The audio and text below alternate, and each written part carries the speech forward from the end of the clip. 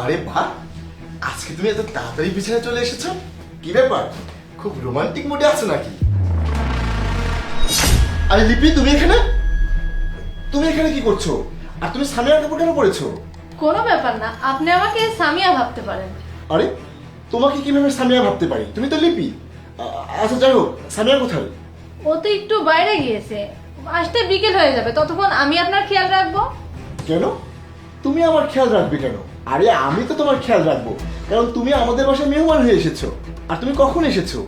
একবার আমাকে বলে আসতে পারতে, তাহলে তো আমি তোমাকে আনতে যেতাম। আপনি কোথায় আমার যত্ন নেন? কেন, কি হয়েছে তোমার? আর তুমি ঠিক আছো তো? না, আমি ঠিক নেই। কেন, কি হয়েছে? আমি আপনাকে ভালোবেসে ফেলেছি।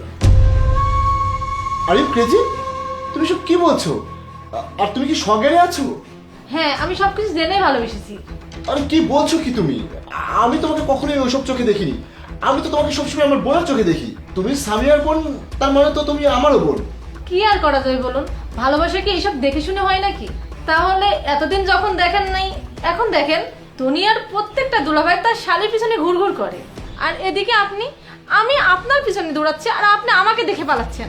আপনি নিশ্চয়ই শুনেছেন, শালি মতলব আধা ঘরওয়ালি। আমি তো সব সময় আপনাকে আমার অর্ধেক পতি ভেবেছি। শোনো, আমি তোমাকে একটা কথা ক্লিয়ার করে বলে দিচ্ছি, যে এসব কথা বলেছে না, সে একটা 1 নম্বরের গাধা। তুমি নিজে একবার ভেবে দেখো না, যদি দেবর ভাই হতে পারে, তাহলে শালি কেন বোন হতে পারবে না? আমি সারা জীবন তোমাকে বোন মনে করে এসেছি, আর আমাকে নিয়ে এসব ভাবনা চিন্তা করার দুঃসাহস আর কখনোই দেখাবে না। আর এইসব যদি সামিয়া জানতে পারে, তাহলে ওর মনের অবস্থা কি হবে তুমি কি সেটা একবার ভেবে দেখেছো?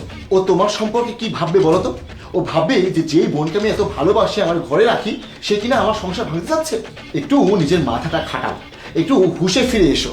ও আচ্ছা, তো ওকে এসব কে বলবে শুনি? আমি তো এসব জানার সুযোগই দেবো না, কারণ আমি তোমার এসব প্রশ্রয় দেবো না। আর এসব করা তো দূরের কথা, এসব তো আমি আমার মাথায় কখনোই আনবো না। আমি তোমার বোনকে অনেক ভালোবাসি। যতক্ষণ ও বাসায় ফিরে না আসে, ততক্ষণ আমি বাইরে অপেক্ষা করছি। আর তুমি ঠান্ডা পানি খেয়ে নিজের মাথাটা একটু ঠান্ডা করো।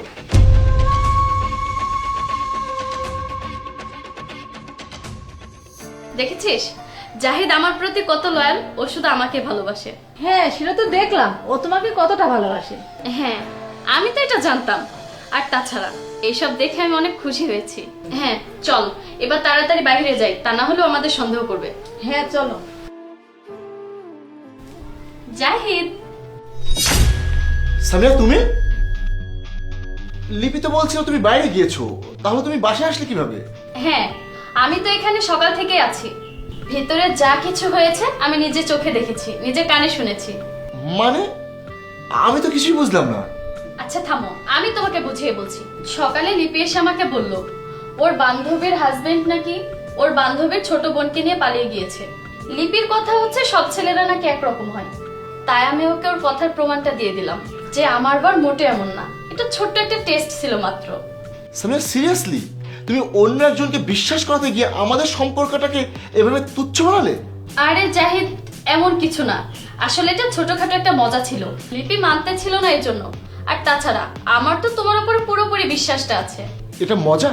এটা কেমন মজা হলো যে তুমি তোমার নিজের জায়গায় তোমার বোনকে শুয়ে দিয়েছো? তুমি কি ছোট বাচ্চা নাকি? হ্যাঁ, এই মজার চক্করে যদি আমাদের সম্পর্কটা ভেঙে যেত, তাহলে কি হতো? আরে এইভাবে বলছো কেন? শোনো, আমার পুরোপুরি বিশ্বাস ছিল যে তুমি এমনটা করবে না। আর তাছাড়া আমাদের সংসার কেন ভাঙবে? সামিয়া, থামো তুমি। তুমি যদি সত্যি আমাকে বিশ্বাস করতে না, তাহলে তুমি আমার সঙ্গে এই ধরনের মজা করতে পারতে না। না না ভাই, এটা এত সিরিয়াস নিশ্চয় কেন? এটা তো শুধুমাত্র একটা মজা ছিল। শোনো, এইটাই প্রথম আর এইটাই কিন্তু শেষ। এরপরে এই ধরনের মজা করার কথা কখনো মাথায় চিন্তাও করবে না।